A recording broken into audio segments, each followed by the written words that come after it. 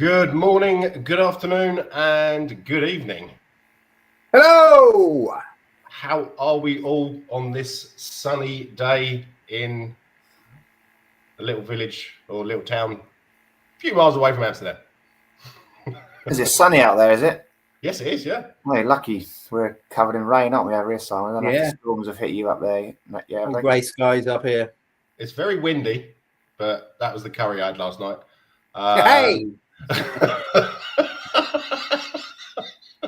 No wonder the wife's gone out. Yeah, I had to sleep upstairs last night. No, but okay, well, welcome to RickyVilla TV. Everyone who's watching, please like, subscribe, and hit the bell thing.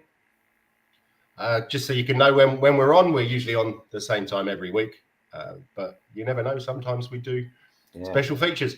So we will start off with asking John and Simon how they are. It's very formal. Yeah, I'm fine. Thank you very much. Thanks for asking. Young whippersnappers. Thanks for your consideration as to my news. And apart from the rain and the floods everywhere, we're okay here. Yeah, I can look. I'm looking outside at the trees, bending and moving in the background, so it's still stormy and horrible outside. Yeah. Okay. Yeah, not good. Yeah. Well, it's a great excuse to stay inside and watch YouTube all day. Yeah. Football. And Simon, how are you? Fabulous, mate. How could we not be fabulous on a day like today, hey? Like, it's like the best hangover ever. It's amazing. Big thanks to Persuasion TV for hosting us, give us some space to absolutely celebrate the demolition once again of Man City. We dumped you out the cup, we'll humiliate you in the league. Doesn't matter, mate. Your place, our place, whatever. Bring it on. Beautiful. They really don't like playing us, do they? No. So anyway, we're going to have to go back to just before the international break because we haven't reviewed that yet. I'm sorry about that, everyone. But back to a game which is probably best left in the archive room, where I think David Pleat is living at the moment, gathering dust. And so Ipswich 1. Sorry, Spurs 1, Ipswich 2. Smodix 31, Delap 43, Bentancur with a lovely header, I have to say, in 69. The lineup was Vicario, Dogi, Dragusin, Romero, Porro, Kulusevski, Sarr, Bentancur, Son, Solanke, and Johnson. This is my take. Beyond awful. Completely agree. It's and everybody agrees, don't they? Even like Ange and anybody who plays for the club and backroom staff, whatever. I don't know what it is. It's the second time, isn't it, now that we've just before the last game before the international break, we've gone down to some shitty team. I think it is literally that. It's a psychological thing. They're all thinking, I'm not going to put in the extra effort here because if I get injured, I can't go to sunny Mallorca and play for, play against Azerbaijan or whatever. So you're talking about your man Porro then, are you? So no, I still have my League One head on because that's why we have to take an international break at Wycombe Wanderers because we've got those kind of games. But that doesn't matter because so I've still got my League One head on. I don't know if you know League One. If you have a look at it, you'll see Wycombe Wanderers top of the league by 4 points. I don't know if it's doing that. Anyway. But yeah, I literally think it is a psychological thing, and that's why I think Andrew was so pissed off as well because he had, look at that lineup. There's no reason why we can't win that. And I know there's no easy games in the Premier League and all that, and that's true. But you look at Arsenal yesterday, like they're playing Forest. You could just. It doesn't matter how many Forest players were in the box. Arsenal was almost literally walking through them. They didn't put any challenge in or anything like that. And I know Forest aren't down there or anything, but their team has just come up from the Championship and stuff. And it's like this should be season. beating these. Yeah, they've done well, but then what happened yesterday. And I think especially at home as well, because I think that's the reason Arsenal won yesterday is because they managed to intimidate a team who aren't used to playing in massive stadiums, 60,000 plus people. So it has an effect. I mean, it doesn't have effect on us usually, hence yesterday, but I think it's literally a psychological thing. I think they're thinking, I don't want to get injured before I go and play for my country. I mean, I think it's literally that. I mean, apart from Porro, who always gives 2,000% anyway, the rest of them are just, not even getting out of first gear, are they? Yeah. Welcome, Kev. Hello. How are you, sir? I'm fine, thank you. Sorry about all that. That's all right. No worries. I put a post up in the private chat there a minute ago, told you what happened. I'm just pressing the button and the fact the bloody phone rang. Sorry about that. That's all right. Was it the police again? Hey? Was it the police again? Yeah, definitely. They'll never take you alive. Yeah. The fashion police it was actually this time. Yeah.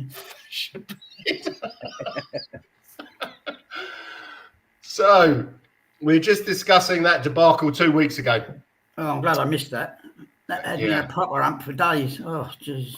It was, I mean, I have to say, Smodix, that goal was a bit special, but the defending was just, You weren't there, were they? They were all elsewhere. Yeah. Well, as Johnson And to be expected, well, obviously. Yeah. bottled it, didn't he? The header, he could have stuck his head in there and got hurt, but he cut his face open last year, didn't he? So I think that was playing on his mind. He just pulled out of his header, didn't he, and let the guy do the overhead kick. Could have stuck. Who was that, sorry? Johnson for that first goal. Yeah. He pulled back, didn't he? Though the ball was bouncing, he could have put his head in there, got the foul, and there we go. But it didn't. He bottled it basically, didn't he? There was no surprise to me that he didn't start yesterday either. After that, it was crap. Yeah, it was crap in the game, wasn't he? And he bottled it for that first goal as well. Didn't put his body on the line. Yeah. And then, Delap, Rory's son. Yeah. He's the guy who injured Ledley King on his debut, wasn't he? Rory Delap. Yeah. So, but that was again, the defence just seemed to be all at sixes and sevens. Second half, they really, there wasn't any urgency. Even when we got a goal back, I still thought, well, I have to say, I did think we were going to win it. But then sort of 5 minutes later, I thought they're not going for it. It doesn't seem to be, I don't know what the... There's no urgency. I mean, that's one thing I noticed in yesterday's game. I know we'll probably move on to it in a minute, but do you notice yesterday, every time we got the ball, it was like one touch, two touch, move, one touch, two touch, move. And against Ipswich and the lower teams, we kind of dawdle on the ball, don't we? And take about 6 or 7 touches trying to be patient, like show that we're going to be patient and try and break them down. But we don't move the ball quickly, and it's easy for the other team to just get behind and put all their 10 men behind the ball in it. But yesterday, Man City couldn't settle because we had one touch, two touch, move, one touch, two touch, move. I think that must be the lesson that Andrew's been able to give them from the Ipswich game and the Brighton second half as well. That we've got to move the ball quicker and stop dawdling on it. Yeah. But I think what's his name? John Stones is going to have nightmares for a while, isn't he? Yeah, I'm surprised at that. Did not have a good game. Anyone want to mention anything else about the game against the Tratter Boys? Well, I reckon we probably beat them 5-0 at their place. Well, go back to what I was saying earlier, because I was mentioning earlier that second time now we've lost just before the international break, last game before the international break. So if that follows suit, then we won't lose again until March, which is good. You've got to throw in the factor of the Europa League, because Thursday-Sunday connection, you see, so that's another downer sometimes.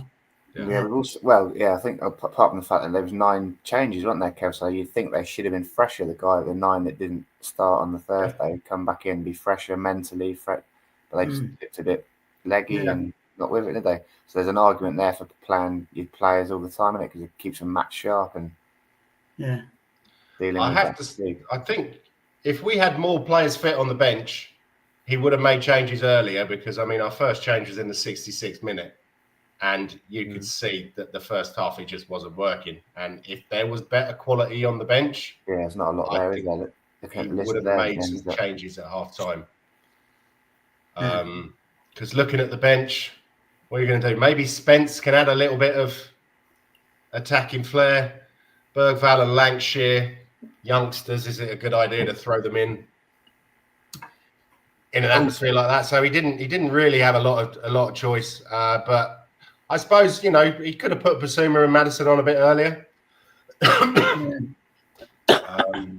Yeah. Also, we've got to show a bit of dignity in defeat because Ipswich played really well. I was quite impressed with the way they tried playing out from the back, and they played through us a few times, and they had a good game plan that stopped us from playing, didn't they? So you've got to give credit to your opposition sometimes. They were trying to do things the right way, and they played it right, to be fair. So credit to them. Hi, Eugene. Hello, Eugene. Nice to see you, mate. Eugene. Hope everything's okay.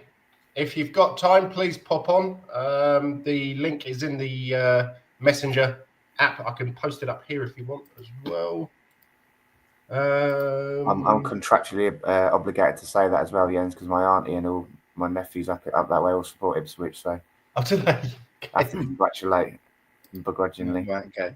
Yeah, well, I've been to the Ipswich Stadium once, and I have to say I thought it was kind of nice. My mate Steve, one of his suppliers had a season ticket as sort of corporate, and one of his colleagues couldn't go, so I went with him. Unfortunately, it was against Chelsea, so we got off the train at Ipswich from, I think it's Liverpool Street, and went into the first pub full of Chelsea. And I was just like, do we have to go in here? Yeah, come on, we'll just have a pub. Yeah, all right. Whatever. Did you have your mustard jacket on with your Tottenham badge to let them know that you were... Of course, yeah. I shouted out Yid Army and waved into them. No problem, yeah. It's the massacre of Ipswich Station, they called it. They still talk about it to this day. That was my first away game at Ipswich. That was in 1972, I think it was. Really? Outside of London. Outside of London. I've been to West Ham and Arsenal and Chelsea and all that, but the first one that I got a train to, Remember the score, Kev? What was the score? 1-1, I think it was. Or, no, that was the next year. It was 2-1. We lost 2-1. Wow. Tony Want scored an own goal against Pat Jennings. Oh, God. A looping fucking shot that went up in the air and over Pat Jennings' head. Ouch. Every time I heard him online a few times, and I've had a pop at him. I said, I'll never get time to score an own goal. Just for getting in the way of a deflected shot with them years ago. Ruined my first away game out of London. Yeah, I know. Yeah, it's a good ground. It's a good ground. I've been there quite a few times. Not lately, of course. Who scored our goal, Kev? I can't remember on the day. I'd have to look it up. I can't remember. I've been to so many, they all melt into one. They're just kind of horrible. There's ones you can remember and some you can't. Yeah. Okay, if there was one, who would you give man of the match to? There wasn't one. No. Hello, sir. How are you doing? Hi, guys. Hi, Can you hear me? Yes, we can. Yeah, that's good. I'm just taking a break from my work that I'm doing now. So I'll be sitting on the streets. Then you can hear me talking. I just have to have my say right with Spurs, right? So it's a weird feeling that I have at the moment now, right? We're so inconsistent and it's back and forth, right? So we win and we lose and we win and we lose and we finally get something there. But to tell the truth, right? Poro had a good goal, right? That was a good goal. I guess Simon would be happy, right? That was a fantastic goal by Poro. And what happened in that game is that I credit the rain, Yeah, the rain helped us win the game, right? So Man City players can't play in the rain, so we could and we won. You should be used to it up there, shouldn't they? It rains all the time in Manchester, even more. The two times that I've been, one to Main Road and one to the Empty Had, it was absolutely pissing it down. One time we actually won, Sergei Rebrov with I think it was an 85th minute goal, and that was the first time that we'd won away that season. It was February, and all the Spurs fans were singing jingle bells, jingle all the way. Oh, what fun it is to see Tottenham win away. And then the next one was 6-0. We lost. Oh. That was painful. No, but guys, how do you explain, right, this inconsistent kind of performance that we have, you know? We go and beat City, and then we lose to Ipswich. We go and beat Aston Villa, and then we lose to Ipswich. We lose to Palace. I don't get it. There's something inherently wrong in our squad or in our tactics. Or it gets to the end, right? He had half a minuscule of defensive brain in him. Do something which is, I would call, why don't we play all the games like we played against City? Right? That's what I'm going to say. Why can't we do that? It's only a simple equation, right, to get us better results, right? More consistency or something like that. But I don't know. After the Ipswich game, he did say, right, he's going to change his approach. So he did change his approach, and we got a win at City, and it was a convincing win. And I'm so surprised, right, that City didn't put up a fight. You understand? They were good for the first 10 minutes or so, but then after that they were just lost. So let's say I credit the rain, and I'm spending the rain now. Well, we've done it before. It's a psychological thing with them. You know, Forest could have done it yesterday. You know, at their place, they assume that their psychological advantage being at home with that massive stadium. And then when a team comes along and disrupts that and says, no, actually, we're not going to be cowed under psychologically, and we're going to come at you. They're just like, first of all, they go into shock, like, oh, right, okay, they've scored. Right, okay, and they just never get over that. If you're quick enough and you counter enough and you dominate enough, they never get over that shock. And then before you know it, 90 minutes have gone, 4-0 down, Bob's your uncle. It's just a psychological thing, just as it was, with the loss against Ipswich, just for the international break. That's my theory I was thinking to anyway. Yeah. It's literally a psychological thing, because we could beat anybody on that day, anybody. So, but Simon, why can't the Spurs turn up consistently? You get this flop Spurs that turns up, one day is this, one day is that. But the thing is that I do give Vicario a bit of credit. He did pull off about 3 great saves. You understand, sir? I mean, if those goals went in, right, I think we would have stumbled. Well, that's the thing. I think it's still a psychological thing, because you look at Porro, right? And I know, again, I might be slightly biased, but he is always up for it. He's always up for it. He's always got his head screwed on. Even when we're playing badly, he's the one that's like, come on, let's go. Come on, let's go. And like, always up for it and whipping in crosses. And he's the most consistent player we've got. And it's the case of that. And it's how you prepare. It's where you are mentally. If you're thinking about playing for your country in a couple of days' time, that's what you're thinking about. If you allow yourself to go away and be intimidated by the crowd, as in Galatasaray, that's what you're thinking about. It's at least 70% psychological each game. And that's the reason I think Ange is reluctant to do substitutes, because he looks at the quality of players that are already out on the pitch. Think, you can do this. This is your fault. You need to get your heads right. And then, as time goes on, it gets to the 70-minute mark. Right, obviously they can't get out of their own stupid headspace. Let's make some changes. So that's exactly what it is, and I think that's the reason for the inconsistency. I think we need to be stronger mentally. How hard that or easy that is, I don't know, because obviously you need to be there, wouldn't you? So. Well, I'd just like to say hello to the Alex Scott Experience afternoon. He makes some good points here. Let's see how we break down the low block teams that come to defend now. Well, same as we have done previously, isn't it? Yeah. And this is a very good point. It was nice to see Maddison being allowed to operate as a number 10 yesterday instead of being crowded out by Kulu, Simon Udogie and Porro. I thought that Maddison had an outstanding game. 2 lovely, well-taken goals. And he was everywhere. And well done to Solanke. John mentioned this on the chat yesterday. He didn't get a very high rating on my football app, but he stretched the opposition defence. He was everywhere. Like, he had 4 Weetabix and some Skur on top. He was just like, every time the ball was moved, you see him sprint into the next man, He's never let him settle. Yeah. The key parts of the way we play. Yeah. Yeah, good points there, Alex. Mr. Alex Scott experience. It's nice to see you. But to tell the truth, guys, I just want to see them, be more consistent now, right, and put up performances like that. So I guess the international break scenarios, I think it's ended for this season, right, if I'm not mistaken. So at this moment in time, let's see whether we move on, or are we going to still flip-flop like we used to do. And let's see what kind of change of approaches that Ange is going to take. But guys, I'm going to make a move, right? You can see, like it's some kind of shadowy, scary kind of thing. So, guys, have a great show. I'm going back to the grind, right? Right. Take care, guys. Bye. Have a great show. Happy Halloween. Yeah. See you later, Eugene. Take care. Thank you. Yeah, Steve Perryman was on Talk Sport in the week. They're promoting a book that they've done about Bill Nicholson. And he said, you've got to think, over the years, Tottenham have always bought flair players, creative attacking players, and we want to play in a certain way, and they're not necessarily defensive minded. And he said, you're going to get the inconsistencies in the play and the results, because those players aren't always thinking, well, if I lose the ball here, we might be in danger back here. So it's just the nature of the beast, really, isn't it?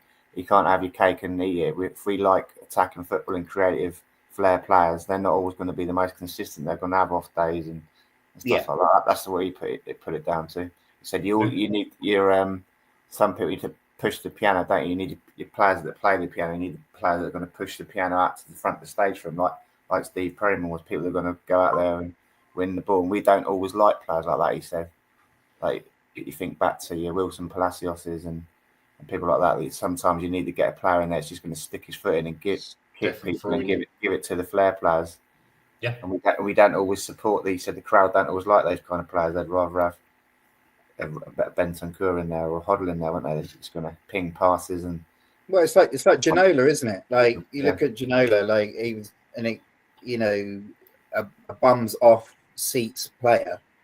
Every time he got the ball and started one of those runs, Ginola would, get everybody stood up. Yeah. But he never tracked back. Yeah, he never tracked back. He didn't want to do any defending. It's the kind of thing. So if you ask that from them to the extreme end of that quality, then by human nature, you're going to get some players that just offset that with not doing well in other areas.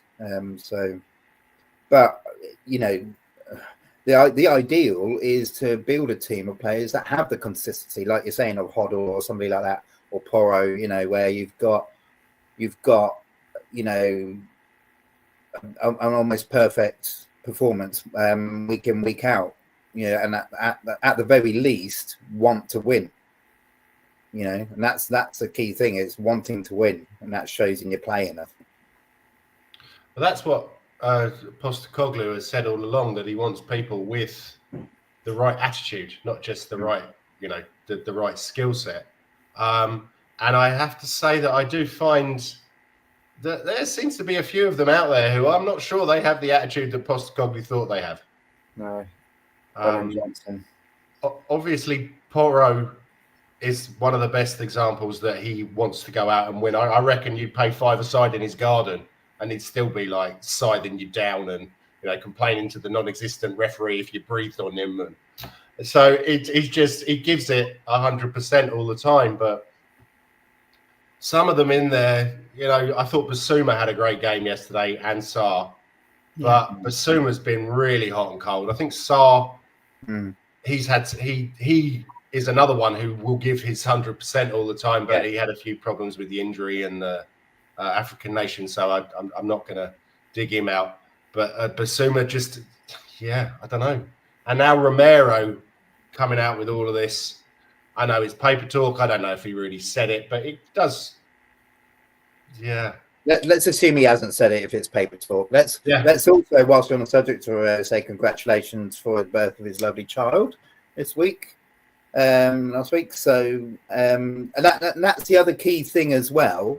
Like the backbone of our defence was missing. Yeah. Everything. If you look on paper, everything pointed to a 4-0 Man City win yesterday before we started. Backbone of the defence missing. Bentancur's gone for 7 games or whatever. Sonny still looks like he's injured and all this kind of stuff. It all looked like Man City must have been licking their lips. And then they do the whole pre-match thing, don't they, with Rodri? Oh, the Ballon d'Or. Oh, well done. We worship you and everything. And it's like, right, go and sit in the stands while we thrash your asses. I bet the miserable lot who say that Ange isn't good enough for the Premier League are a bit quiet today, aren't they?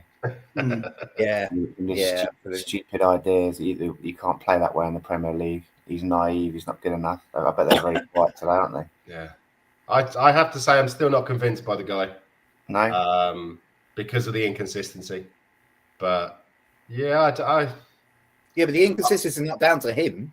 No, that's true. But I think also the way that he plays, one problem that I have, which someone mentioned the other day, is no wonder Mickey van der Ven is getting injured all the time, because he's having to sprint 50 meters 4 or 5 times a game.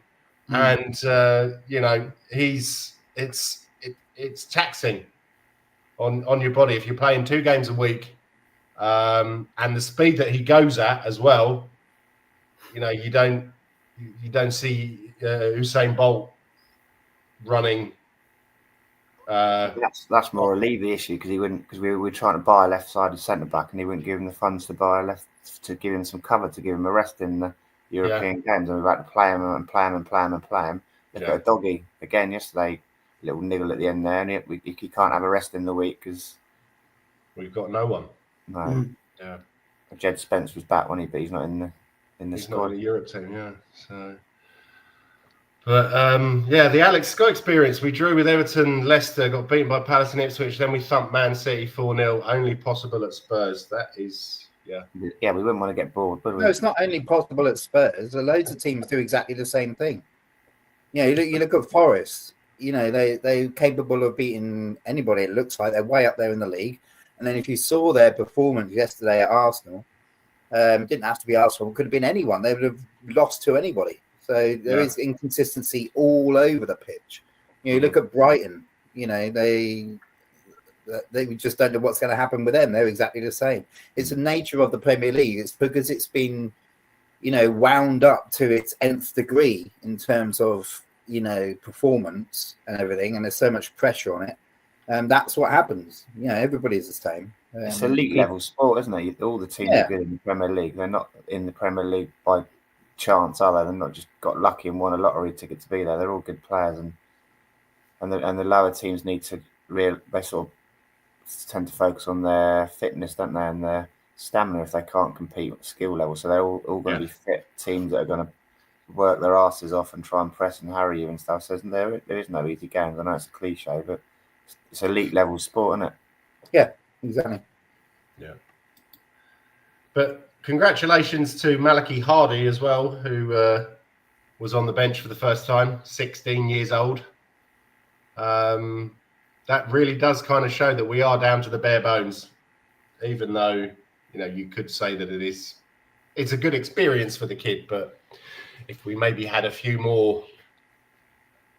little bit more backup, and I know there's always the thing of great players are not going to want to sit on the bench. Well, every team needs 1 or 2 more players, don't they, to kind of, from a squad point of view, especially those of us that are playing twice a week. Every team does. So that's the thing. I think that for Hardy is just a case of the whole really good policy of saying, right, we're going to bring all the young players through.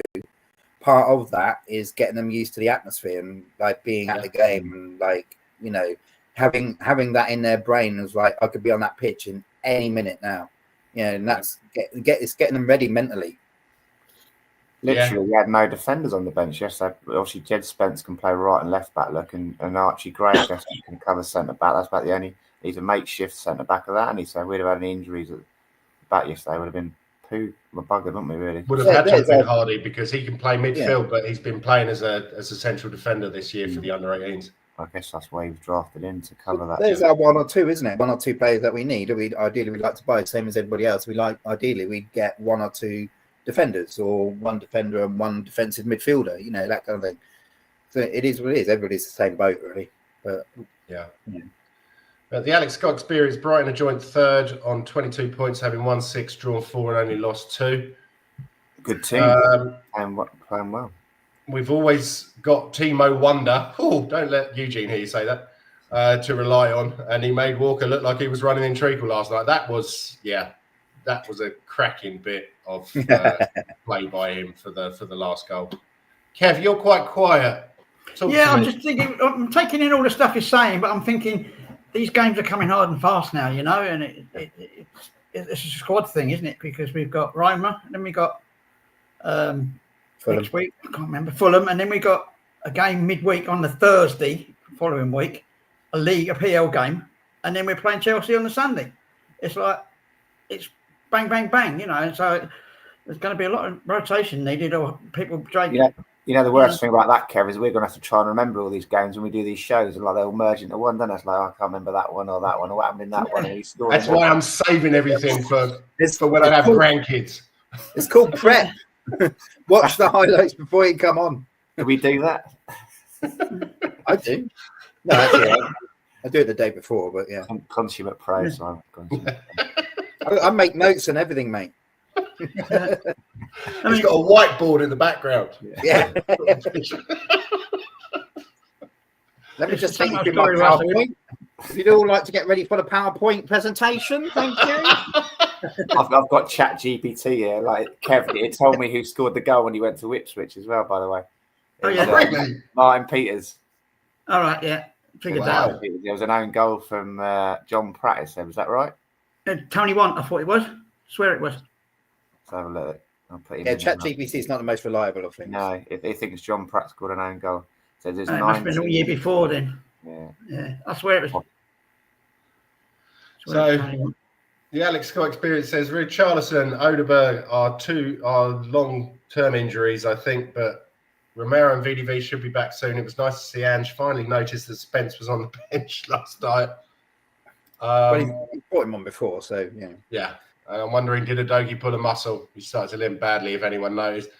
Yeah, I wasn't sure about that. If that was a little bit of gamesmanship, that he was just trying to waste some time. But I don't think it was. He was sprinting down that wing, wasn't he? And he sort, that artificial turf around the pitch. He was kind of sprinting full pelting and tried to stop him when he got to there, and his leg kind of straight. Oh, really? Oh. So I thought it was cramp or a bit of that, or he'd overstretched himself. But he got up and carried on defending the corner, didn't he? And then he sort of limped off. As soon as do you know what I loved yesterday about yesterday is that Haaland didn't really get hard looking, and even when he did, he was crap. It just goes to show it's all about the kind of like psychological side of things. I like to keep harping on about it, but everybody, including so-called unbiased commentators and the media, big up Haaland and everything like he's this god. But actually, all you have to do is put a little bit of pressure on him when the ball comes to him, and he'll miss. Simple as that. That's what happened every single time he went to an attempt on goal. Just being there, just that presence, just like a little nudge, little thing, and he misses. He relies on defenders standing off him and seeing what he's going to do for him to score. Credit to Ben Davies, who played him beautifully. Davies and everybody else was just like, no, we're going to be right in your pocket, mate. Not in your pocket, but right on your toes every time that ball comes to you. And you ain't going to score. It's beautiful. It was absolutely beautiful. The one time he nearly scored, hit the bar, is when we gave him some space. Mm. But I think we have to give a massive amount of credit to Davis again. Yeah. He's always Davies and Dragusin. Yeah. Unsung hero, I think. Dragusin, I still feel a bit unsure when he dribbles with the ball, because he looks like he doesn't really know where he's going or what he wants to do. But he's still learning, and he's only a kid. Yeah, that's why he's a backup. That's why he's a backup, Yeah. What's so impressive about Davis, Jens, is he comes in cold now and just performs, doesn't he? Yeah. Previously, when he played left back, it took him a couple of games to get back up to speed at the game, didn't it? In the intensity, but he just comes in now. If it's the last half hour of a game, or comes in to a game, and he's bang straight on it, isn't he? Credit to the guy. Really good. I have to say, I've heard on social media over the last couple of weeks that Dragusin is Maldini and Beckenbauer rolled into one from a bunch of people from Romania. I wanted to ask John, what do the guys down at the Checkers think of him? When I mentioned him to them, they didn't know who he was at first. I just looked at me blankly. So, and they were like, "Oh yeah, he's a young guy. He plays occasionally for the national team." I didn't know a lot about him. To be honest. Oh, okay, right, okay, yeah. That surprised me. Because, now, like you say, now he'll be like the reincarnation of Beckenbauer. Now he's playing regularly, and they know who he is. Yeah. No. I was very pleased. Sorry, Jens. I was going to say I was very pleased with the amount of headers we won across the pitch, aerial combats. Like we were winning them all, and that's midfield everywhere. It's amazing. We got ones that I never thought we were going to get. We're jumping high and getting them, and not only getting them, but using them sensibly as well. It's lovely to see when it comes off. Solanke must be a centre back's nightmare, eh? Just goes for every ball. He's always on them. Just never stops running. I'd hate to play against him. It'd be a right pain in the arse. And you think as a defender, you've kind of like, I brought it forward 10 yards now. I'm looking up the pitch. There's no way he's going to come in. Bang! He's right in your back. Just give me that fucking ball back. I think they made a good point on Sky as well. They said off the ball, probably that was Maddison's best performance in ages because the way he worked and tackled and on the ball, you got what you're going to get, don't you? But maybe the penny's dropped with him, and he knows he's got to work harder to keep his place in the team. Yeah. Are we just going to talk about that weird one-off incident, 15 seconds after kickoff when Basuma gets that yellow card? I'm like, I don't know about you, but I just thought, oh, for fuck's sake, here we go. It's going to be one of these referees that's in, the Saudis' back pocket, is it? It was a yellow card, but normally they get away with it for the first tackle. No, it wasn't. I don't think it was a yellow card. He's just he's gone to the side of him to get the ball away. He's got a little bit of the ball, a little bit of the man. It's a free kick, yeah, but they're not an intentional one. It's just one of them ones. It's like free kick. All right, okay, and then it's not a yellow card. It's not like when you consider what should be a yellow card or what was given a yellow card in some other games. Give him credit though, because if anything, it might have helped him to focus his mind because he knew he had to get bottom of all his tackling with the rest of the game after that. He couldn't afford like a loose one, could he? So maybe it focused his mind a bit. Yeah, he was good, wasn't he? Yeah, he likes playing with Sarr, doesn't he? He likes playing with Sarr. Sarr was superb. I did like that when I think it was De Bruyne went in on Sarr quite hard in the penalty area, and then he tried to pick him up. De Bruyne tried to pick Sarr up. And Sarr reacted, and the first person there was Basuma.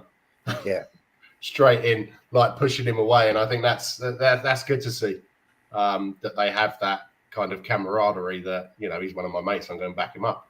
I mean, we all know it's handbags. It's not like me at the massacre of Ipswich Station. But, it's. I think it's good if you have that team spirit and you have mates in the team.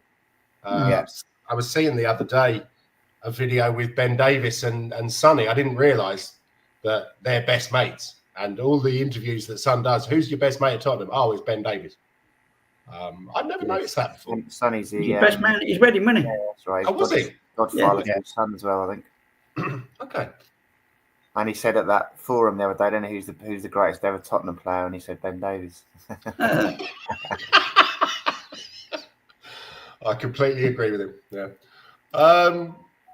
I thought Sarr and Basuma protected the back four very well yesterday. Sarr in particular. It did seem that they were sitting back a little bit more and then letting Maddison do most of the running up the field, which is not something that I think we see an awful lot from Postecoglou. Sarr covers so much ground, and he's great. Those long legs of his, and you can never settle because you think you're away from him, and he's got back at you or he's on you before you know it. It's a great player. Yeah, I thought about that a lot last night because something obviously that Andrew's drilled into him, especially in training, saying Ben Davies and Dragusin as the kind of the backbone there. They've obviously worked on it in training, and he said to them, look. You hardly played together, obviously. You're not first choice, but this is so important that we get this right in terms of the high line and everything. Don't worry about running and everything. Just get the timing right. And then, Sarr and Maddison as well, they're doing that similar job. And Basuma, you guys cover it.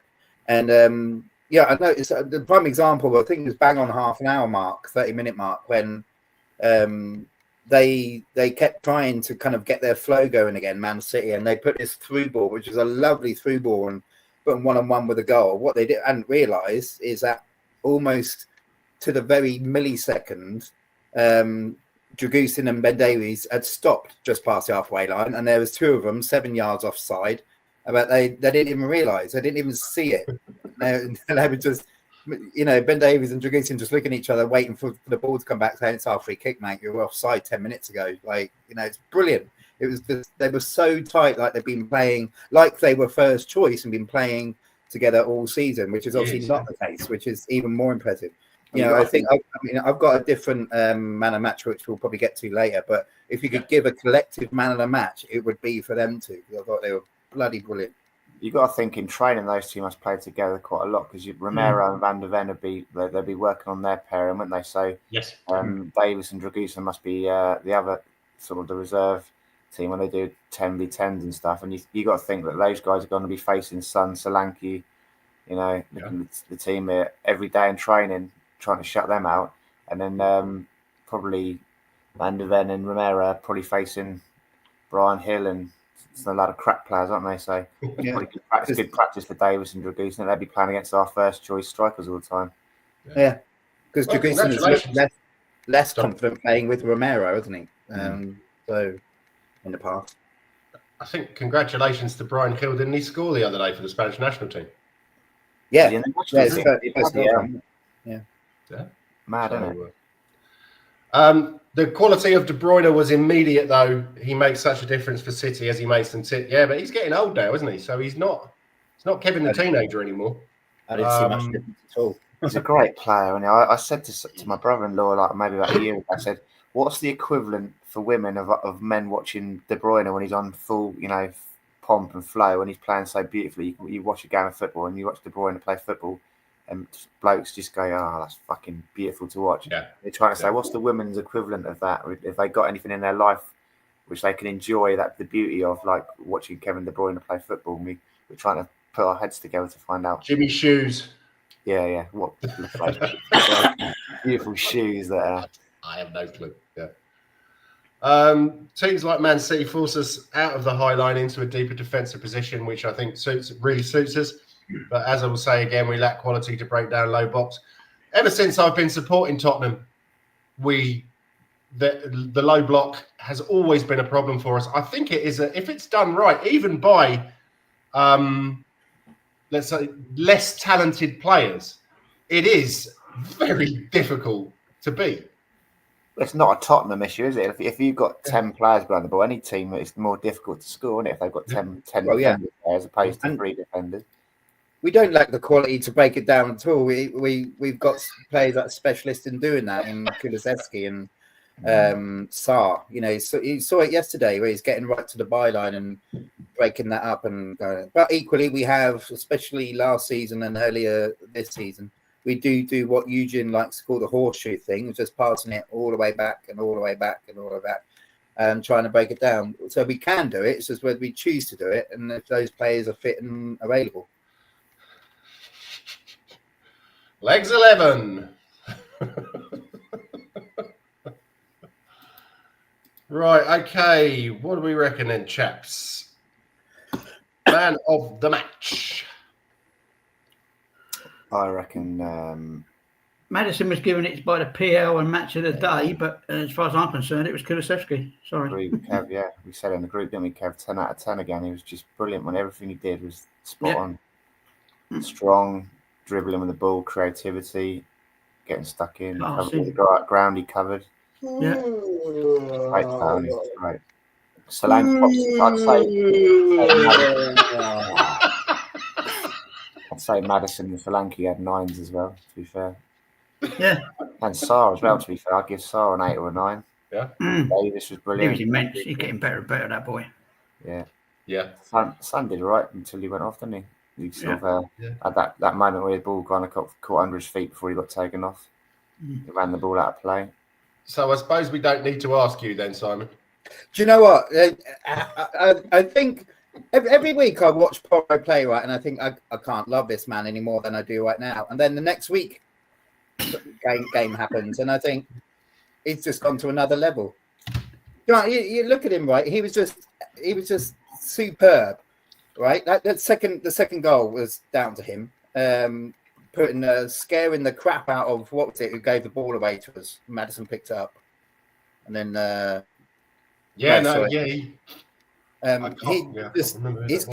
constantly does that all the time. He's there, and it's like you forget he's a right back because he's chasing down that ball when they're nearly in their own corner flag, and he did that. They gave it away 2-0. He's got a good mentality, isn't it? He had a point to prove because Man City, he was there for 3 years when they kept loaning him out. Yeah, he was on their books. Yeah.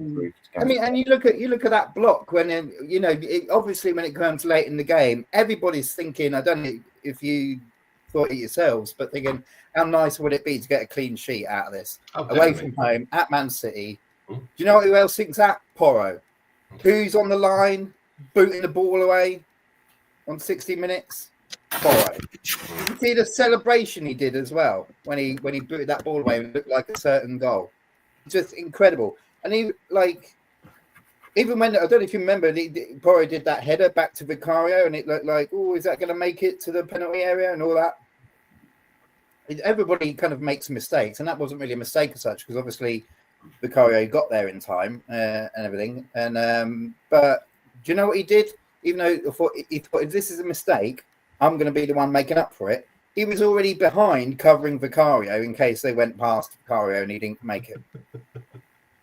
And obviously, I mean, look at that goal. Like, I was up out of my chair celebrating when Kulu passed it to him. And that's the other thing as well. He makes his own space. There's 14 miles of space around him at any one time because he just makes his own space. And as soon as he was running onto that ball, I was out of my chair already. I was already doing my celebration because he just hits it first time, sweet as a nut, breaks the net. It was just phenomenal.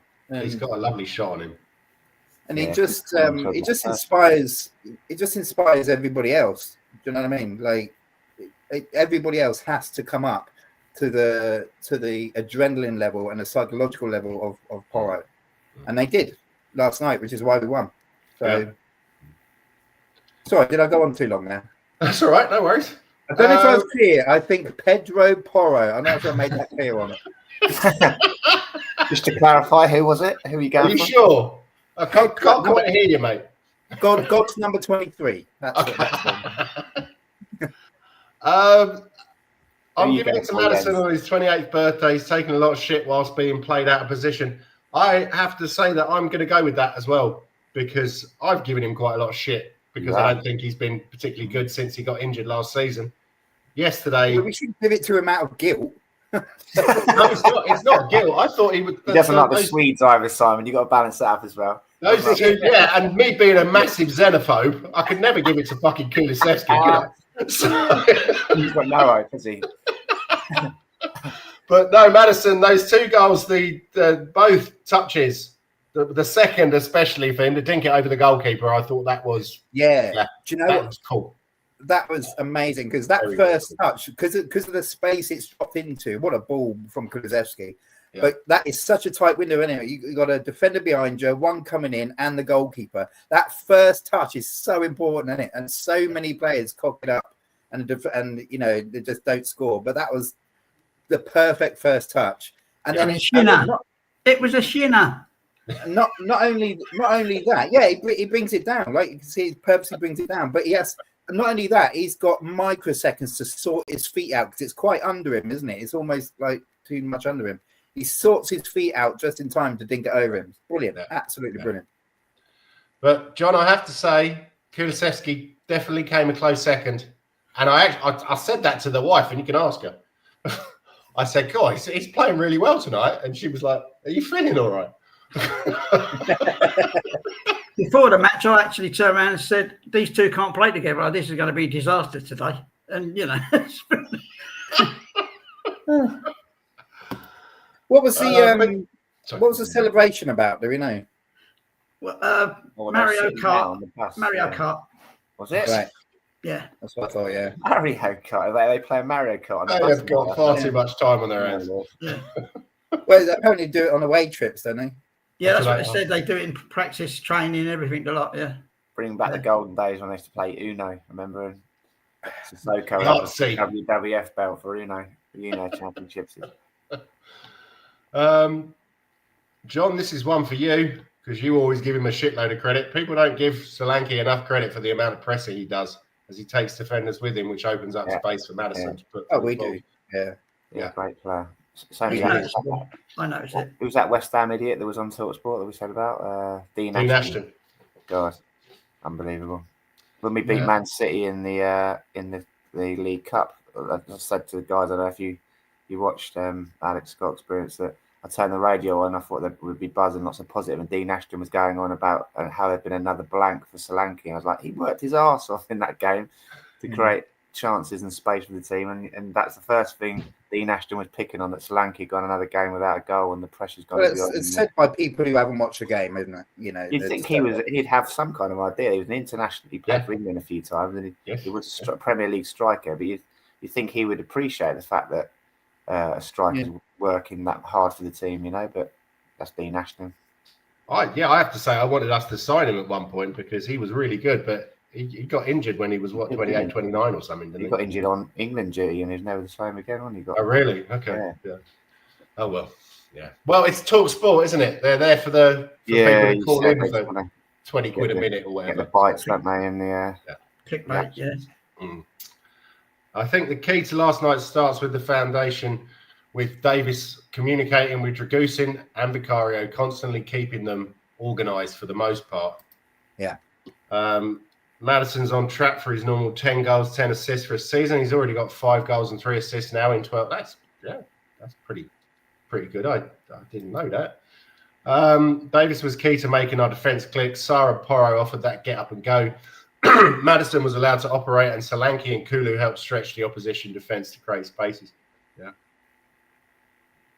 I have to say I do agree with that. I don't think I've ever seen so much Ben Davis love on a show that I've done in, what is it, three or 4 years of doing this YouTube thing. It's nice to see. He is kind of an unsung hero. It was nice to see Bergwijn get some minutes of experience in the Premiership. He did well when he came on. He didn't lose the ball and kept it moving. Yeah, still a youngster. Did you see when he did that foul and just completely took someone out, and they cut to Ange, and Ange was like, what's he doing, mate? What's he doing? Yeah, well, nailed someone. You can't rely on these Swedish people.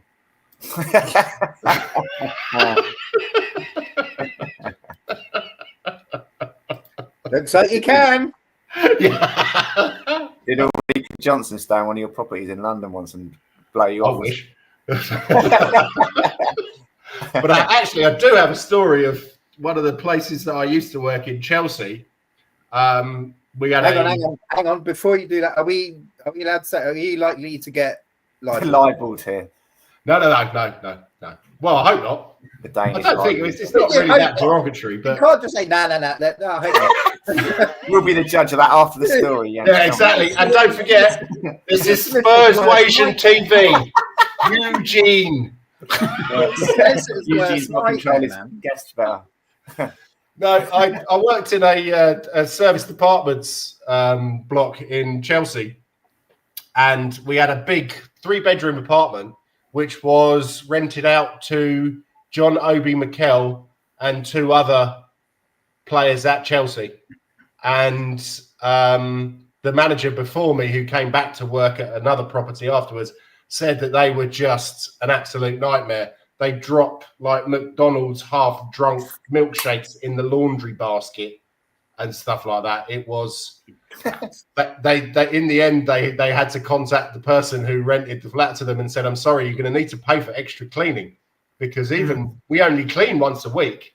Yeah, we're going in this place and it's an absolute tip." So yeah, they ended up paying for an extra cleaner to come in. So they weren't very how can you say hygienic. I thought you were going to say that John Obi Mikel and Ulrika Johnson had a tryst in the night, like a secret tryst or something. Oh, I've still got the videos, mate.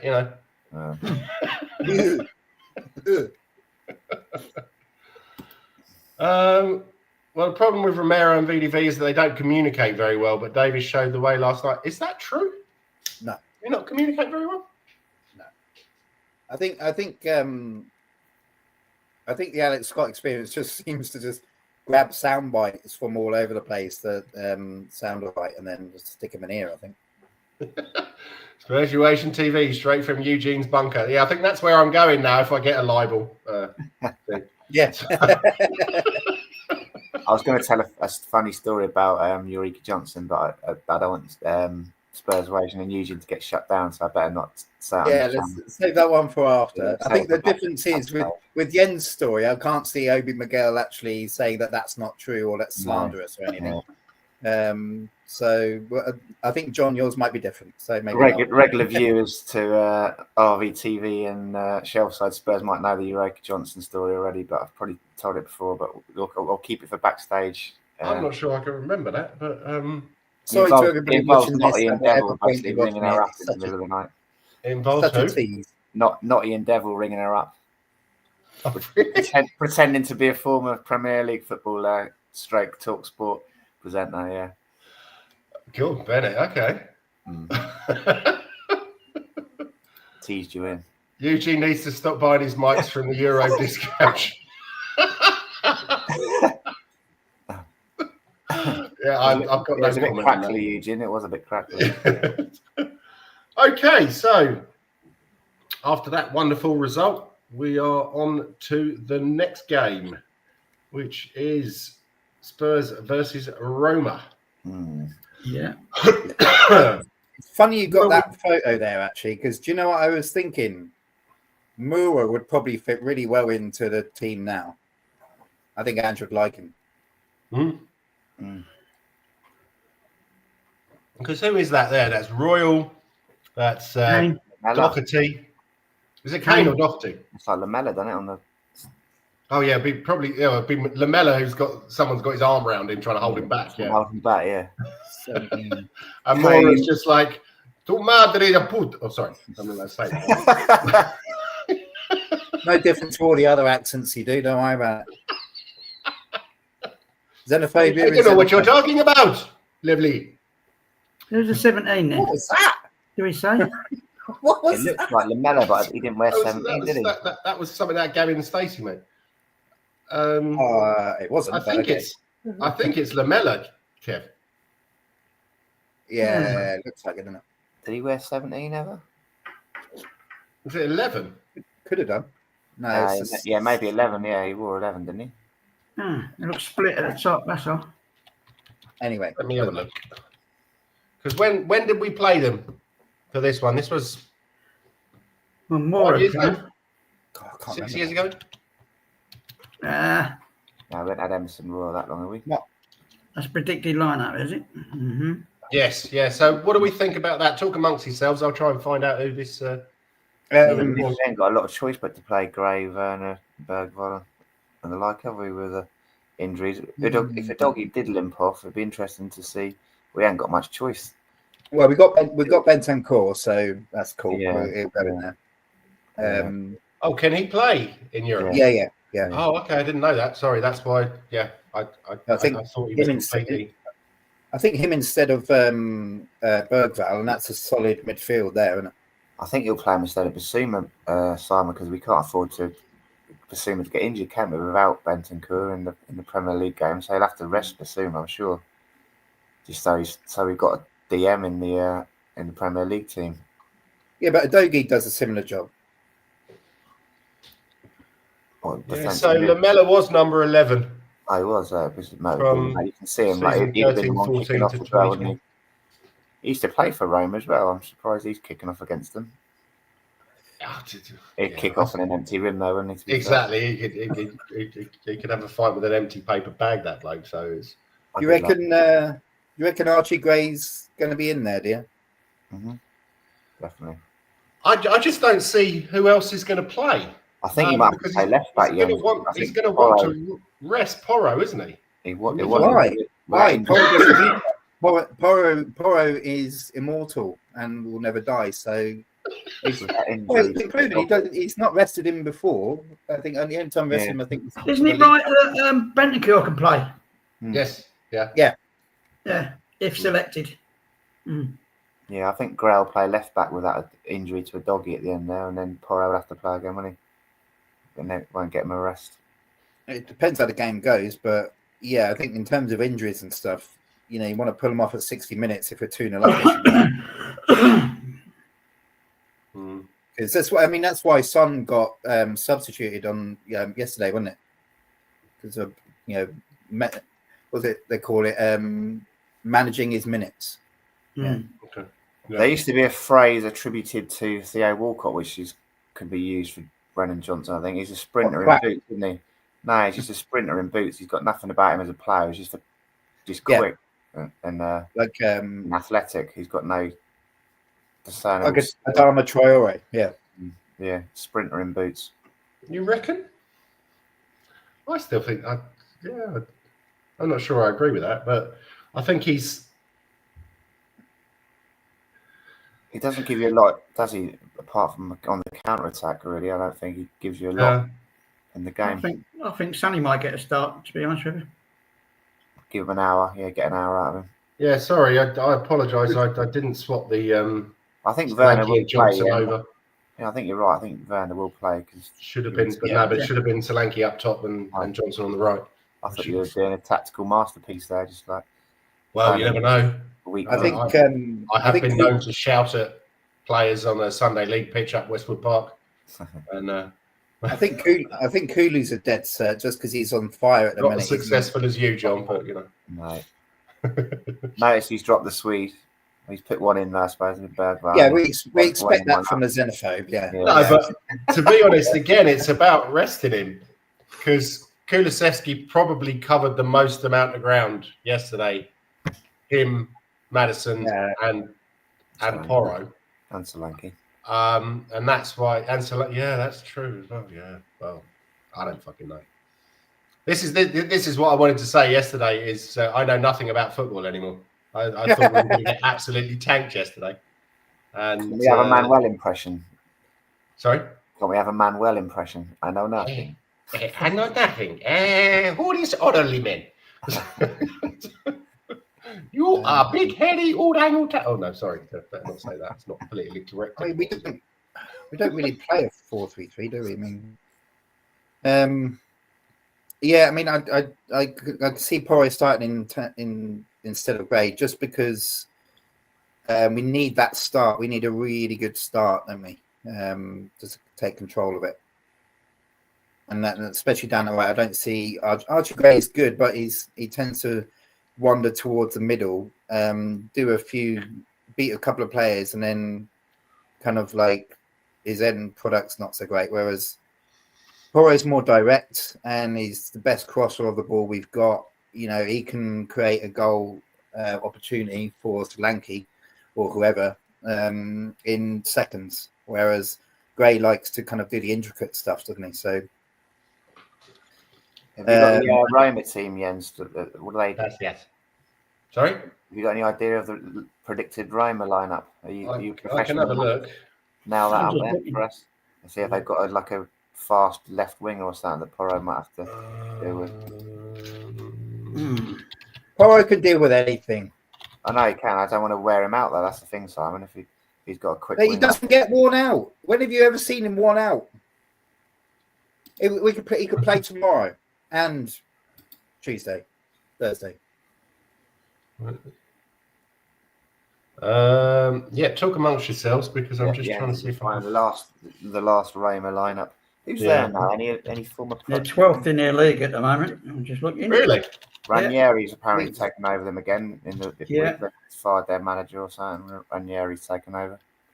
In terms of our players, we've got to look at the ones that wouldn't be playing, as in the ones that get injured easily, like Maddison and Dragusin. We can't afford to risk Basuma with Bentancur out. Well, but that's the thing. We can afford to risk it. This isn't like the Johnston's Paint Trophy. This is the important European games, just as important as the Premier League, more important in some way. Well, he'll rotate when he Basuma and Bentancur. That's what he usually does.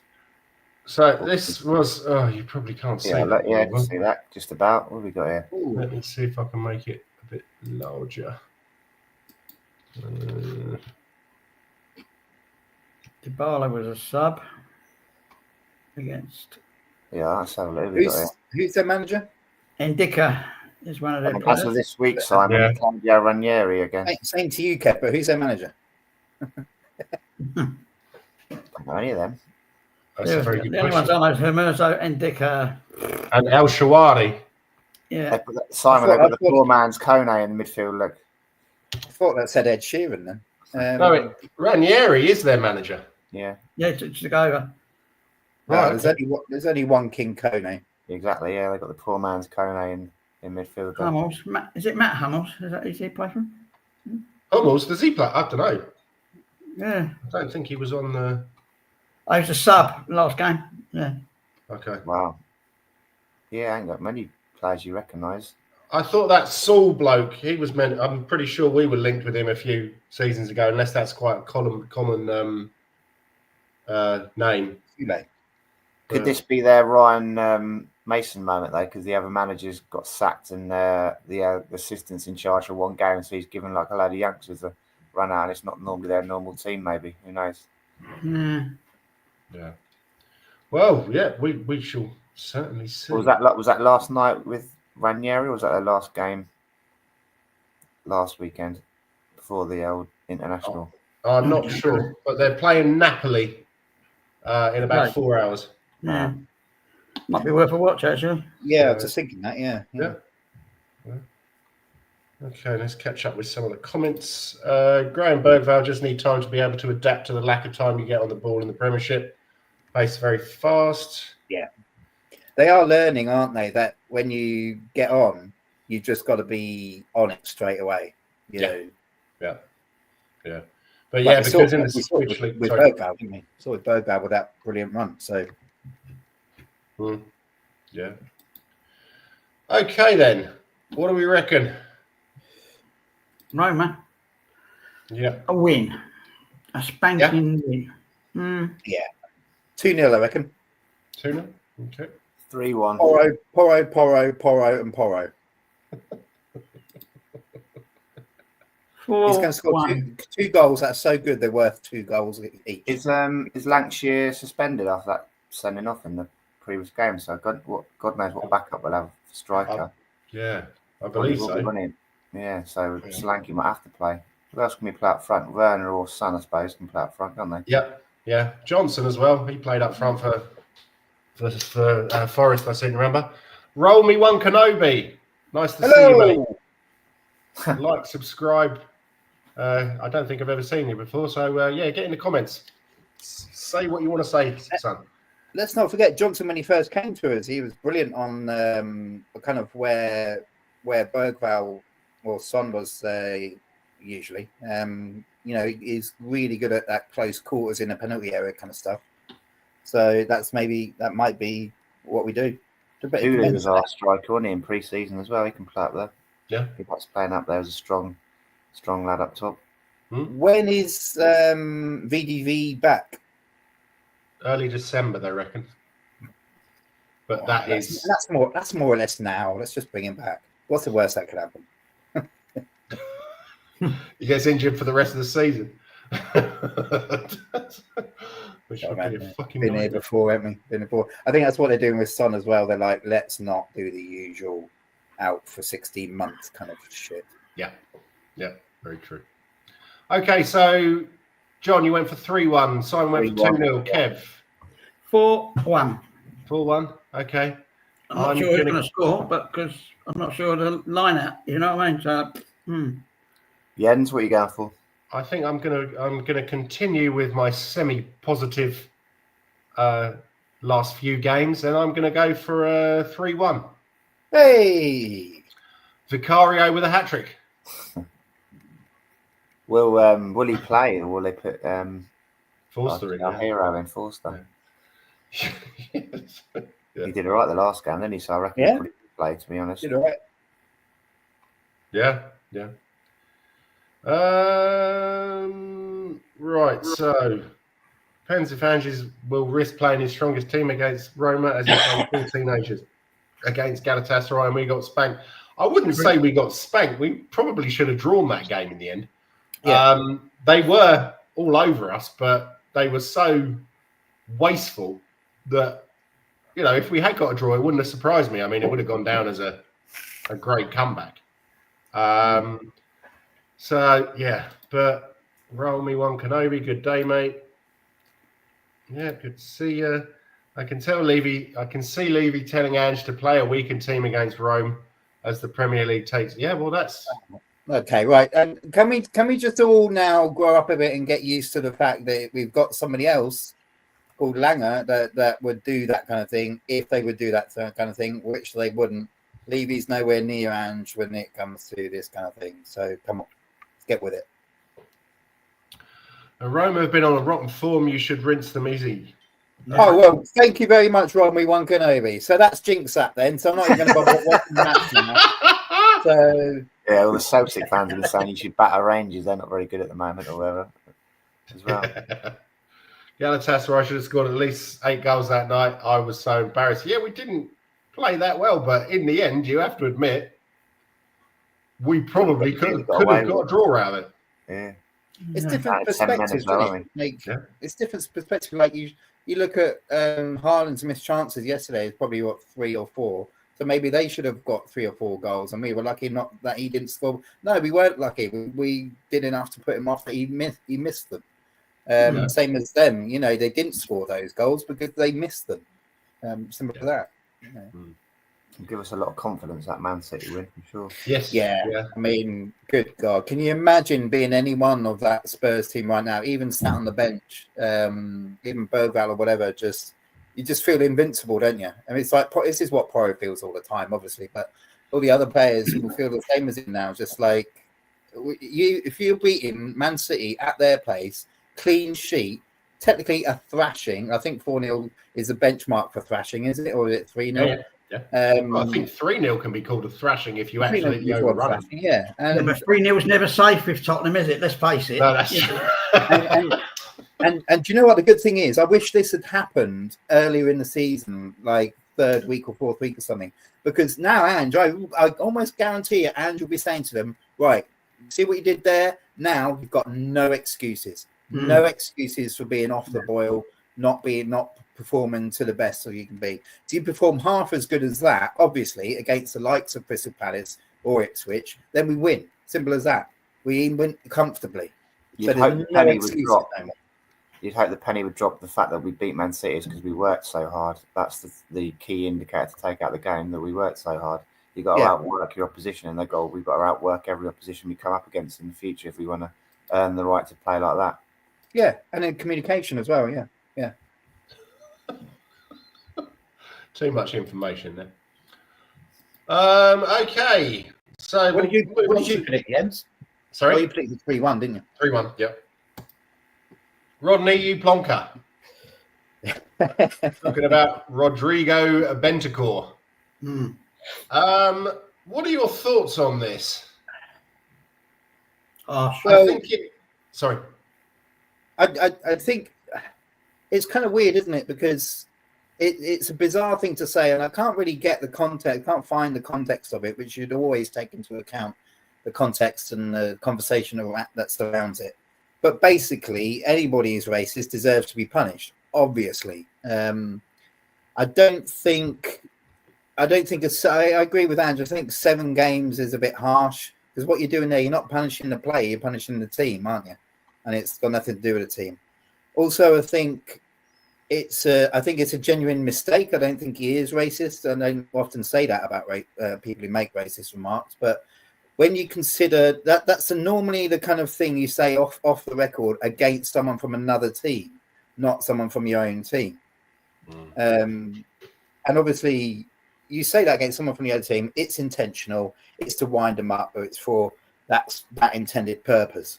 I think someone from your own team, regardless of who it is, what country they're from, it's not that. It's like you're trying to make a joke out of something and not quite hitting the mark or something like that.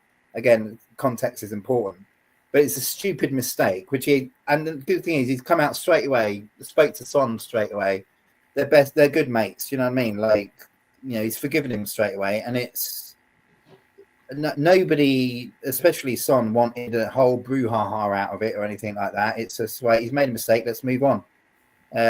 But I think with the Premier League, because they're so shit at punishing Man City, and they know that they're going to get their asses kicked for that, that they're focusing, they're making an example out of anything else. So, actually, look at us. We are, strict on punishments and all this kind of crap, when actually they're not.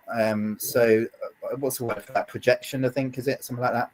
So I agree with Ange and everybody at the club, really, including Sonny. Like, yeah, he should have been punished. You make a mistake, you got to have the consequences.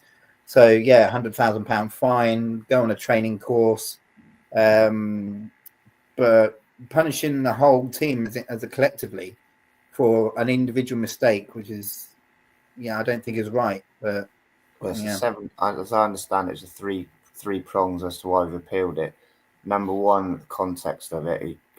Apparently, Bentancur said he was basically parroting what the other guy said back to him. He made a comment about South Koreans, and Bentancur said, "What? Because they all look the same," kind of thing. He was like basically calling out the other bloke on that. He shouldn't have said it. Number two, nothing's happened to that Chelsea guy who got caught making those racist chants. Nothing's happened there. Yeah. And number three, why is it 7 games? And the reason they said it was 7 games is because he made the comments in a TV interview. So, and as someone said, if someone says something on a TV program in Uruguay which nobody's seen, why is that more prevalent these days than say someone says it on a podcast with Joe Rogan, which has got 150 million people watching it? What's the fact that it's on TV got to do with anything? But you can say it on a podcast which has got 150 million listeners these days. So why do you get an ban for that? So that's why they've appealed it, and the best we can hope for is that it gets reduced from 7 to 6 games, because 6 games is the minimum like punishment for that offence. So 150 million listeners, that's like half the amount we've got. Yeah. Okay. So because he said it on national TV and not on here, it gets an extra game ban apparently. But what I don't understand is why this was picked up by the Premier League, yet the whole thing with Enzo Fernandez is apparently with FIFA. Yeah. Well, no, that he was, but yeah, he was on it. But Bentancur was on international duty at the same time, wasn't he? I think so. Yeah. Yeah. So why has that not gone to FIFA as well? And they, how they drag their heels, and it doesn't probably help with me. But it doesn't help Bentancur because he's already under investigation for the rumble in the crowd with the throwing bottles and stuff on it. So I'm pretty glad that he's not gone to FIFA. I think I can help clear up some confusion by reminding you that FIFA and the Premier League are incompetent, corrupt twats. Yeah. So Alex Scott Experience says, I can see Bentancur leaving at the end of the season. It's on the cards for me. There's literally no reason why you would think I don't think that it's got anything to do with I don't think it's got anything to do with Tottenham. I think it's I'm not sure he'd be upset about that. I think, as from what I can see, is that Sonny has got behind him, the manager's behind him, the club seem to be behind him. So I'm not sure why he would feel that he's not being supported there. The only people who can have the hunt with is the Premier League, isn't it? That's not really our fault, is it? It's them being knobheads. What did you think, Kev? I don't think you'll leave. I'd like to see what the money structure was. It might be matter of wages, because when I saw them the other week, they were all a bit skew-whiff, and there was a lot of players getting a lot more than other players. Really? I think that's all about having a good agent, isn't it? Yeah. Some of these top players are on like 60, 70 grand a week, which is a fortune to you and I and the rest of us. Yeah. But there's some on 200 grand a week, and 300 grand a week, and it's kind of, sucks a little bit. Yeah. You're on junior pay rates. Yeah. Okay. Last thing I want to talk about is the change of badge. There is no change. This seems to have riled an awful lot of people. Not asked. I myself I'm not really that bothered about it, because we hardly ever had the words Tottenham Hotspur in our badge anyway. Yeah. We haven't lost since we've had this new change either, have we? So it's got to be a good omen. It's got the Joan off our back, Kev. Yeah, that's very true. I mean, even the women won yesterday, so it's a good one. Not quite effect. They shouldn't have told anyone. They should just dropped it from like the next kit and the next all their market. I don't think anyone would have noticed. No. Well, they would have done because they emailed us, didn't they? That's what I mean. If they hadn't told us, they just got on with it, and it would Yeah. have been less of an issue. I didn't even read the email, to be honest. No, I didn't. No. They don't email me anymore. Oh, that's because I don't have a membership anymore. But I tell you one thing which was a bit strange. I had a message this morning saying that my Tottenham Hotspur season ticket had been updated because I've got it on my wallet on my phone, and I don't have a Tottenham Hotspur season ticket anymore. Well, I thought they owed you money. Did you get that back in the end? Yes, I did. Yeah. You check your wallet, see what's been updated in there. Yeah, well, what it shows on here, where is it? Maybe Kulusevski's asked that you get chucked out for dropping him in every predicted lineup ever. No, me and Kulu, we're good buds. Is that like gingers, dear? That's what it is. It's always. I'm going to get cancelled at this rate, John. Come on, give me a break. I can't even. As I said, talk amongst yourself. I can't even find. It's always delicate ground to walk on, isn't it? Changing the badge or changing the team colours and everything. You remember Cardiff City had that new owner. Oh, yeah, I think it was Chinese. He wanted to change the Change the whole colour and everything. Change from blue to red. Obviously, red's lucky in China. Oh man, like 15th of January, 4:30 kickoff. Tottenham versus Arsenal. Was that your last one? Was it? Well, that's what it's been updated to. Oh wow! So, are we playing them on the 15th of January? Because if we are, I'm going to go sit in my old seat and could the missus have bought you a ticket, a surprise for your birthday or something? She hadn't told you. I don't even have a membership anymore, though, so I don't think I would. But yeah, I thought that was kind of interesting. Anyone seen the leaked new away kit? Is black and grey squares. It looks so cheap. Why I haven't seen this? I don't know. Yeah, I saw some kid unwrapping one from. They got it from China or somewhere. It looked alright, to be fair. It's pretty like. Never liked a single thing that Nike have done. I don't understand. I know it's all subjective and everything, but come on, man, they've been shit. What's like fucking paint splotches all over the kit and everything? Stop it! It's bullshit. Nike are very brand consistent. They won't let you go away from their design. Like they've got like 4 main designs, so every kit has to kind of look the same. It's stupid, isn't it? Like, but Nike to me were always. I don't know what's happening over there. Nike to me were always synonymous with Arsenal. That's why I never buy them. I never buy anything from Nike. I haven't bought a shirt of ours from Nike, but that's because I haven't bought a shirt in years. Yeah, but I'm the only one here. Yeah, I don't. Sorry. Hello. Yeah. Hello. Here is Kev. You're frozen, Kev. So I'm guessing you're having teething. There we go. are. We're back. We'll see you again. Well, you disappeared. I was the only one. Oh, you really? The way around. Yeah. You didn't fall asleep again, did you, Kev? No. You used to go and put the windows in up Rumbelows as well, don't you, Jens? Because you hated JVC that much when they were sponsoring Arsenal. Rumbelows, bloody hell! Do you remember the Rumbelows Cup? That was the League Cup, wasn't it? Yeah. That was a famous one when Luton beat Arsenal in. Yes, that's great. Andy Dibble in goal, performing heroics to smash them down. He played for City as well, didn't he, Dibble? Yeah, he did. The Steen brothers for Luton. That was good, wasn't it? Yeah. Big Mick Harford. Yeah. What was it? What was that? The guy at the back with the who used to wear the headband? Steve Foster. Steve Foster. Yeah. Oh no, he played for Brighton, didn't he? Or was he Luton as well? He was the same guy. Yeah, he was Brighton, and he went to Luton. Oh, okay. Right, okay. So I'm surprised they didn't change the words on the badge to Tottenham Entertainment Venue. Yeah. Oh. You joke.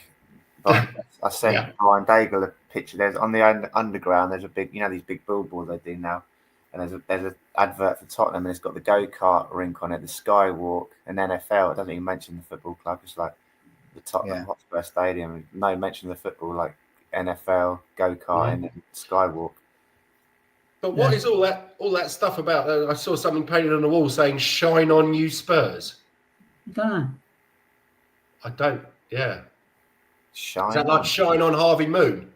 God, what are they up to now? Shine on. Shine on, you Spurs. Let me see if I can find it. Something to do with Winderleen sponsorship or something? It might be, Kev, because you know the windows on the front of the stadium. They try to sell a sponsorship of Winderleen or something. That'd be what it is. Mr. Muscle or something, eh? Mr. Muscle, our main sponsors. We've got to keep our glass shiny. Shining on means you're fleeting somebody out of money, doesn't it? I think something like that. Crazy diamond. Well, the Alex Scott experience there. Daniel doesn't want hardcore noisy supporters like you at the stadium.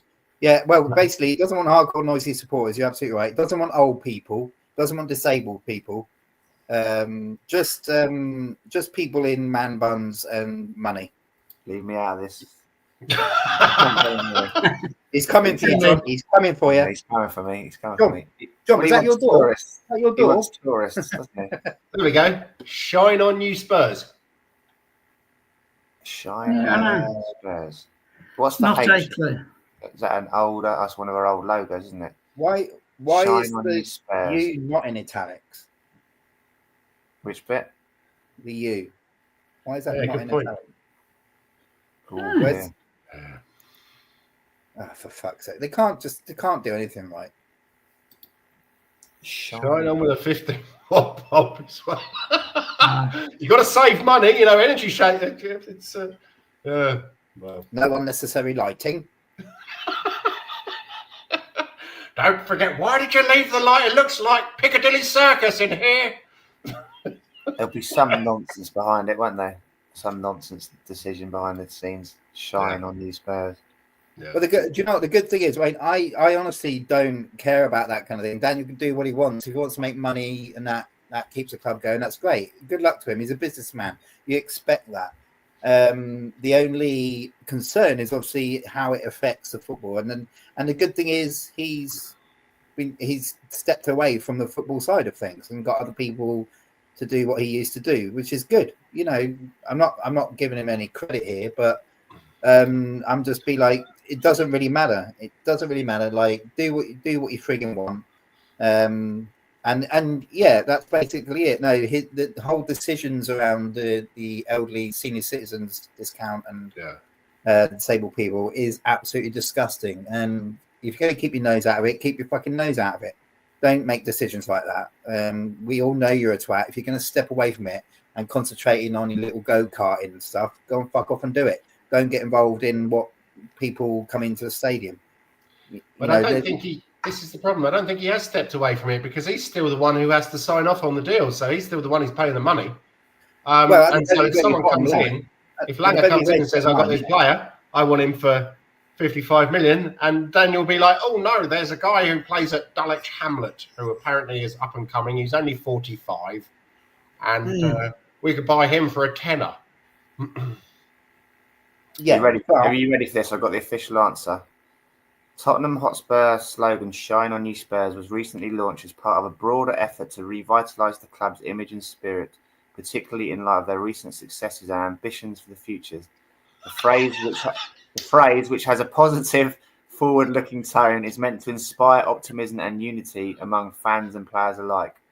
The slogan is also a play on words drawing inspiration from the iconic Pink Floyd song "Shine On You Crazy Diamond," which carries themes of greatness, resilience and legacy.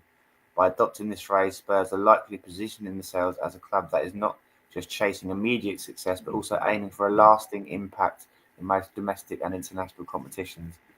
As thought, it's a fucking nonsense marketing bollocks, isn't it? Yeah, we've got a clue what you're talking about. Yeah, that was a long-lasting shine because it's going to need it. We need that Mr. Muscle back, don't we? Get that was written by someone who's never been in the terraces ever. Yeah. I know the truth now. It's marketing bollocks, isn't it? Yeah. They wrote that whilst they were in between mouthfuls of prawn sandwiches. That's what they did. Yeah.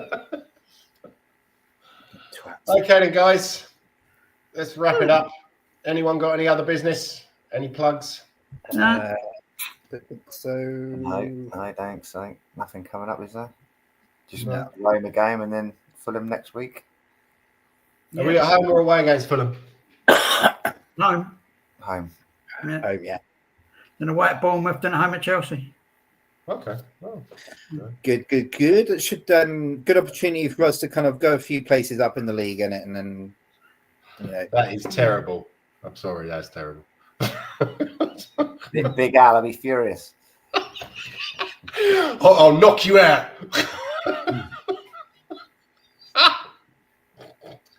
Oh, I wonder how he is. Good, Bennett. I missed that, right? Is he on the forum anymore? Sorry? Is he still on the forum?